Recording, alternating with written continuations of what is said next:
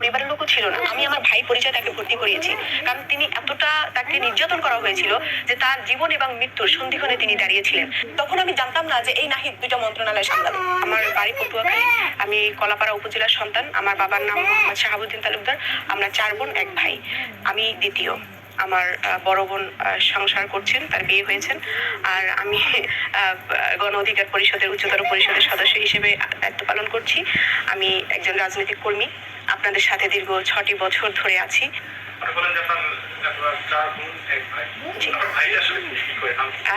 আমার ভাইয়ের নাম হচ্ছে মোহাম্মদ তাহরিম তালুকদার, ওর বয়স 6+।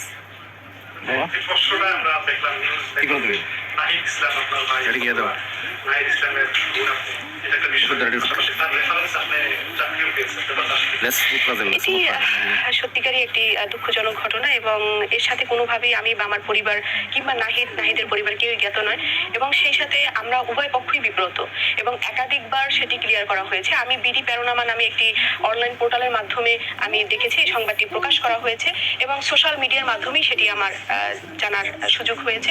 এবং তখন আমি নাহিদের সাথে যোগাযোগ করার চেষ্টা করেছি, মুঠোফোন বন্ধ পাওয়ার কারণে তার স্ত্রীর সাথে যোগাযোগ করেছি, এবং আমি বলেছি যে বিষয়টা ক্লিয়ার করার জন্য, এবং সে তার দায়িত্বের জায়গা থেকে তিনি অনলাইনের সাথে এবং মিডিয়ার সাথে তিনি কথা বলেছেন, এবং সেটি তার জায়গা থেকে ক্লিয়ার করেছেন। এবং আমাকেও দেখেছেন যে আমরা বাংলা ভিশন থেকে শুরু করে নানামুখী মিডিয়ার সাথে আমিও কথা বলেছি, ব্রিফ করেছি, আমি আমার জায়গা থেকে ক্লিয়ার করেছি। দেখেন 21শে জুলাই যে ঘটনাটা ঘটেছিল, বা জুলাই মাসের যে সময়টার মধ্য দিয়ে গিয়েছিলাম, তখন আসলে মানে এমন একটা সময় আমরা পার করেছি, তখন আসলে কেউ কারো পাশে ছিল না। একটা ক্রুশিয়াল মোমেন্টের মধ্যে দিয়ে যাচ্ছিলাম, একটি যুদ্ধের ময়দানে ছিলাম, আমরা মনে হয় যেন কিয়ামতের মাঠে আছি, এমন একটা সময়ের মধ্য দিয়ে গেছি। তখন আসলে তাদের পাশে পরিবারের লোক তো দূরের কথা, কোনো বন্ধু বান্ধব শুভাকাঙ্ক্ষী ছিল না। একমাত্র আমরা যারা নারী নেত্রী ছিলাম, আমরা যারা মাঠে ঘাটে বিভিন্ন সময় আমরা যখন আন্দোলন সংগ্রাম করেছি এবং সবসময় দুঃসাহসিকতার পরিচয় দিয়েছি, আমরাই সাহস নিয়ে নিজের জীবনের নিরাপত্তাকে তোয়াক্কা না করে জীবনকে ঝুঁকিতে রেখেই আমরা কিন্তু আমার সহযোদ্ধা ভাইদেরকে আমরা কিন্তু সহযোগিতা করেছি নানান কৌশলে, নানান উপায়।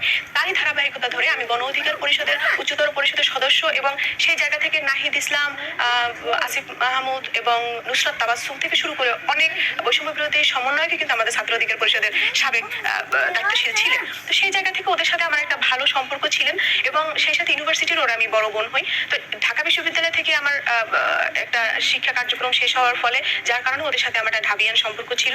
জাস্ট ইউনিভার্সিটির বড় বোন হিসেবে আমি আমার দায়িত্ব পালন করেছি। একটা যুদ্ধক্ষেত্রে একজন যোদ্ধাকে সেভ করার জন্য ঠিক ওই মুহূর্তে যা যা করণীয় আমি করার চেষ্টা করেছি। আমি কতটুকু পেরেছি আমি জানি না, তবে এতটুকু বলতে পারি ওই সিদ্ধান্তটা নেওয়া অনেক সাহসী সিদ্ধান্ত নেওয়া ছিল, এবং ওই সিদ্ধান্তটা তখন ঠিক ওই মুহূর্তে অন্য কেউ নেয়নি। ওই মুহূর্তে যদি ইমিডিয়েট চিকিৎসা শুরু না করা হতো, তাহলে সে মানসিকভাবে, মেন্টালি ভাবে সে অনেক অসুস্থ হয়ে যেতে পারতো, এবং কি তার প্রাণটাও চলে যেতে পারতো। তো বৈষম্য বিরোধী ছাত্র আন্দোলনে আপনারা দেখেছেন অন্যতম সমন্বয় হচ্ছে নাহিদ ইসলাম। আমার কাছে মনে হয়েছে যদি এই নাহিদ ইসলাম হেরে যায়, তাহলে হেরে যাবে বাংলাদেশ। যদি নাহিদ ইসলাম হেরে যায়, হেরে যাবে ফাতিমা তাসনিম, হেরে যাবে সাধারণ জনগণ, বেঁচে যাবে ফ্যাসিস্ট সরকার, হাসিনা সরকার। অতএব আমাদের প্রত্যেকের, ইভেন আপনারা যারা জার্নালিস্ট ছিলেন, আপনারা যারা জীবনের মায়া ত্যাগ করে তখন যারা সংবাদ প্রকাশে যারা রাজপথে ছিলেন, আপনাদের আমাদের সকলের স্থান হতো আজকে আয়নাঘর, যদি নাহিদরা বেঁচে না থাকতো। তো সেই জায়গা থেকে আমি চেষ্টা করেছি। তো আমার আসলে এটা এমন কিছু না যে ভাই বোন পরিচয় দেওয়ার কারণে সেখান থেকে আমি কোনো অ্যাডভান্টেজ নিয়েছি কিংবা নাহিদ কোনো অ্যাডভান্টেজ নিয়েছে, বিষয়টা এরকম না। বিষয়টা হচ্ছে এই পরিচয়ের কারণে একটা মানুষ দ্রুত চিকিৎসা পেল, সে সুস্থ হয়ে উঠলো, এবং সে যুদ্ধের সম্মুখে থেকে সে আবার নেতৃত্ব দিল। তো সেই জায়গা থেকে আসলে আপনারা দেখতে পেয়েছেন যে 26শে জুলাই গণস্বাস্থ্য থেকে কাউন্টার টেরিজম তাকে কিন্তু তুলে নিয়ে গিয়েছিল টিবি হারুনের অফিসে। যখন নিয়ে গেছে উইদাউট কিন্তু তাকে রিলিজ পেপার সেটা রেখে কিন্তু তাকে নিয়ে গেছে, কারণ রিলিজ পেপার কিন্তু হসপিটাল থেকে দেয়নি, কারণ ও এতটাই সিক ছিল। আসিফ মাহমুদ, বাকের মজুমদার এবং আসিফ ও তারপর হচ্ছে গিয়ে নাহিদ ইসলাম, ওরা এতটাই অসুস্থ ছিল যে ওদেরকে কিন্তু রিলিজ দেওয়া হয়নি। তো তাদেরকে যখন নিয়ে যাওয়া হয়েছে তখন আমার ভিতরে একটা ভয় কাজ করেছিল। আমার সামনে থেকে জোর করে টেনে হিস্ট্রি নিয়ে যাচ্ছিল। আমি যখন বাধা দিলাম তখন আমাকে বলছে নাহিদের ওয়াইফ, এবং আমাকে মহিলা ফোর্স দিয়ে তুলে নেওয়া হবে। সেখানে যে নার্স রয়েছেন, এখনো ডিউটিরত যারা ডাক্তার আছে, তাদের সাথে আপনারা কথা বললে, ফোন নাম্বার দিলে তাদের কাছে শুনবেন যে তারা প্রত্যক্ষদর্শী, সিসি ক্যামেরা হয়তো ফুটেজও রয়েছে। তো তখন নাহিদের ওয়াইফ সেন্সলেস হয়ে যায়, এবং তার পরিবার থেকে কেউ ছিল না মিডিয়াতে কথা বলার জন্য। তা আমার কাছে মনে হয়েছে ইন্টারন্যাশনাল, ন্যাশনাল যে মিডিয়া রয়েছে, সেখানে যদি আমি এই কথাটা প্রতিষ্ঠিত করতে পারি যে নাহিদ, আসিফ, বাকি মজুমদারকে গণস্বাস্থ্য থেকে সরকারের গোয়েন্দা বাহিনী, ডিজিএফআই, এনএসআই, কাউন্টার টেররিজম, তারা ওকে জোর করে ওদেরকে তুলে নেওয়া হয়ে গেছে, এবং তাদেরকে কোথায় নিয়ে গেছে আমরা জানি না, কিছু বলেও যায়নি। তো এই জিনিসটা যদি আমি প্রতিষ্ঠিত করতে পারি, তাহলে ওদেরকে লিস্ট জানে মেরে ফেলতে পারবে না।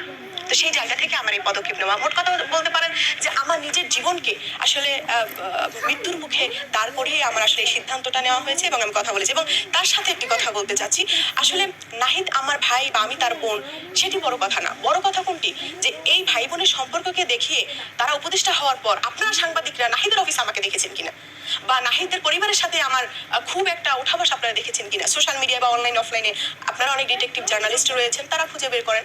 ইভেন আমি আমার দায়িত্ব পালন করেছি, তখন আমি জানতাম না এই নাহিদ আজকে সারা বাংলাদেশের মানুষের আশা ভরসাটা জায়গা হয়ে উঠবে। কিন্তু এখন নাহিদের পাশে কারা আছে, যারা একটা ছবি তুলে নানা ধরনের গিয়ে অ্যাডভান্টেজ নিতে চাচ্ছে। কিন্তু নাহিদের সাথে আমার হসপিটালে অনেক স্মৃতি রয়েছে। আপনি আমার ফেসবুক আইডিতে আছেন, পেজে আছেন, আপনি কি দেখেছেন আজ পর্যন্ত নাহিদকে নিয়ে আমাকে একটা পোস্ট দিতে? আমি কিন্তু কোনো স্মৃতি নিয়ে বা কিছু নিয়ে আমি পোস্ট দিই, কারণ আমার সেটি প্রয়োজন নেই। কারণ সে আমার ভাই, আমি তার বোন, সেই জায়গা থেকে সে আমাকে সম্মান করে, আমি তাকে শ্রদ্ধা করি। ভাই আমার 2টা মন্ত্রণালয় সামলাচ্ছে, এতেই আমি খুশি। আমি মনে করি এটি একটি উদাহরণ, বাংলাদেশের কাছে এটি একটি উদাহরণ যে তরুণদের হাতেও মন্ত্রণালয় সামলানো সম্ভব, এবং সেটা সফলতার সাথে, প্রশংসার সাথে, ন্যায় নিষ্ঠার সাথে। আপনি দেখতে পাচ্ছেন যে নাহিদ শুরু থেকে যে শার্টটি পরতো, যে প্যান্টটি পরতো, সেই শার্ট এবং প্যান্ট পরেই সে এখন পর্যন্ত অফিস করছে। এটি আসলে একটি সততার উদাহরণ। এবং তার স্ত্রীর সাথে আমার একটি ওখানে হসপিটালে থাকাকালীন সময় একটি ভালো বন্ডিং হয়। তার স্ত্রী পটুয়াখালীর মেয়ে, তো সেই জায়গা থেকে আমাদের সাথে একটা ভালো বোনের একটি কেমিস্ট্রি তৈরি হয়েছে। তো সেই জায়গা থেকে আমাদের সাথে যতটুকু যোগাযোগ না হইলে নয় ততটুকু জানে। কিন্তু এই টোটাল ঘটনাটা আপনাদের প্রথম আলোর মিতি আপা আছে, হ্যাঁ, মিতি আপা আসলে বিষয়টা জানেন, এবং স্পেশাল করেসপন্ডেন্ট শিশির ভাইও বিষয়টা জানেন। কিন্তু আমি এটা আদার্সভাবে এই জন্য বলিনি, তখন নাহিদের জীবনটা আসলে সংশয় ছিল। মাফিয়া ফ্যাসিস্ট সরকার চারদিক থেকে আমাদের পাকড়াও করেছিলেন। তখন আমার সহযোদ্ধা এবং আমার ভাই, আমার বীর সৈনিক, আমি মনে করি নাহিদ ইসলাম খালিদ বিন ওয়ালিদের ভূমিকা পালন করেছেন। একজন খালিদ বিন ওয়ালিদকে কিভাবে করে যুদ্ধের ময়দান থেকে বাঁচাতে হবে, সেই সিদ্ধান্ত একজন রাজনৈতিক কর্মী হিসেবে, সেই সিদ্ধান্ত আমার যেটা কৌশল নেওয়া দরকার ছিল সেটি আমি নিয়েছি। বাট সেইটিকে আমি ধারণ করে, সেটিকে আমি মিস ইউজ করে আমি আজ পর্যন্ত তার কাছে যাওয়া বা কোনো কিছু আবদার করা বা তার মন্ত্রণালয় পর্যন্ত যাওয়া বা ফেসবুকে একটা পোস্ট দিয়ে তার সাথে কোনো স্মৃতি নিয়ে, আমি হসপিটালের কোনো একটা স্মৃতি নিয়ে বা বিগত দিনে আন্দোলন সংগ্রামের কোনো স্মৃতি নিয়ে পোস্ট করার এই দৈরত্ব কোনো জিনিস আমি এখন পর্যন্ত করিনি। আল্লাহ পাক যেন আমাকে মাফ করে দেন, এই ধরনের কাজ যেন আমি কখনোই না করি। তো সেই জায়গা থেকে বলতে চাচ্ছি যে মানুষ আসলে নাহিদের বোন ফাতিমা তাসলিম নাহিদের বোন, এই যে একটা একটা কন্ট্রোভার্সি চলছে, এতে আমার পরিবার, আমি, নাহিদ, আমরা সবাই বিরক্ত, এবং এটি নিয়ে আমরা সত্যি অনেক উদ্বিগ্ন। সব থেকে উদ্বিগ্ন যেটি আমি আসলে বলতে চাচ্ছি সেটি হচ্ছে বিডি প্যানোরামা নামে একটি অনলাইন পোর্টাল। এটি আসলে ব্যাঙের ছাতার মতো সারা বাংলাদেশই উঠে আছে। তো এটির আসলে একটি নীতি নির্ধারণ করা উচিত, যে কেউ চাইলেই মন গড়া একটি গল্প লিখে দেওয়াটা থেকে আসলে বিরত থাকা উচিত। এবং সেই সাথে আমি বলতে চাচ্ছি যে দেখেন, যারা হলুদ সাংবাদিকতা করে বা অর্থের বিনিময়ে ব্যক্তি স্বার্থের কারণে যদি কেউ আসলে এই ধরনের মানুষকে রাজনৈতিকভাবে পরাস্ত করার জন্য, মান সম্মান নষ্ট করার জন্য, সম্মানহানি করার জন্য যদি কেউ এই ধরনের কর্মকাণ্ড করে, তাদেরকে অবশ্যই আইনের আওতায় নেওয়া উচিত এবং আপনাদের আমাকে সহযোগিতা করা উচিত। আল জাজিরাতে যে আপনি ইন্টারভিউ দিয়েছেন, সেখানেও এখন যে আসছে যে আপনি নাহিদ ইসলামের সেই হিসেবে আবার চাকরি পাচ্ছেন, আপনি যে নাহিদ ইসলামের বোন সেরেছেন, এটা কি আসলে তাকে ট্রিটমেন্ট করানোর জন্য, তাকে সেভ করার জন্য বা আন্দোলনকে আরো আগিয়ে নেওয়ার জন্য?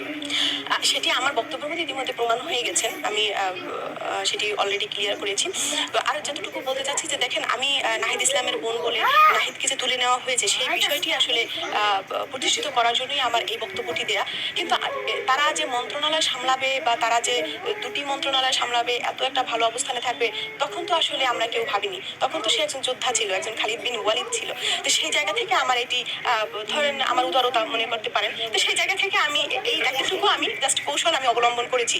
তবে হ্যাঁ, যদি আপনারা দেখতেন যে ফাতিমা তাসলিমের খুব মন্ত্রণালয় আনাগোনা, তার বোন পরিচয় দিয়ে বিভিন্ন মানুষের কাছ থেকে বিভিন্ন অ্যাডভান্টেজ নেওয়া, তাহলে আপনারা হয়তো আমাকে প্রশ্নবিদ্ধ করতে পারতেন। আপনারা নাহিদের কাছে যান, জিজ্ঞেস করেন যে 5 তারিখের পর থেকে এই পর্যন্ত তার স্ত্রীর সাথে মাঝে মাঝে কথা হয়েছে, আমার বিয়ে হয়েছে, আমি দাওয়াত দিয়েছিলাম, কিন্তু এছাড়া তার সাথে কখনো কোনো সাক্ষাৎ করেছি কিনা, দেখা করেছি কিনা, অ্যাটলিস্ট সৌজন্য সাক্ষাৎ করে শুভেচ্ছা বিনিময় করেছি কিনা, নো নিড। সে আমার ভাই, আমি একজন রাজনৈতিক কর্মী, আমার সামনে যদি সাংবাদিক থাকে, পুলিশ থাকে, সহকর্মী থাকে, সহযোদ্ধা থাকে, সবাই আমার ভাই। তো সেই জায়গা থেকে আমি আমার দায়িত্ব পালন করছি, দ্যাটস ইট। কিন্তু সবাই এই ভাই বোনের কন্ট্রোভার্সিতে কেন জড়াবে তো এটাতে যে আমি একজন নারী নেত্রী, আমি একজন উইমেন। তো সেই জায়গা থেকে আমার প্রতি তথ্যের বৈষম্য হয়েছে, সেই বিষয়টা নিয়ে কেন কথা বলছে না? সেই বিষয়টা নিয়ে কেন কথা বলছে না যে আমাকে যে চাকরিতে নিয়োগ দেওয়া হয়েছে সেটি ভুল তথ্য, এবং আমাকে যে প্রজ্ঞাপনটি জারি করা হয়েছে সেটি ভুল তথ্য।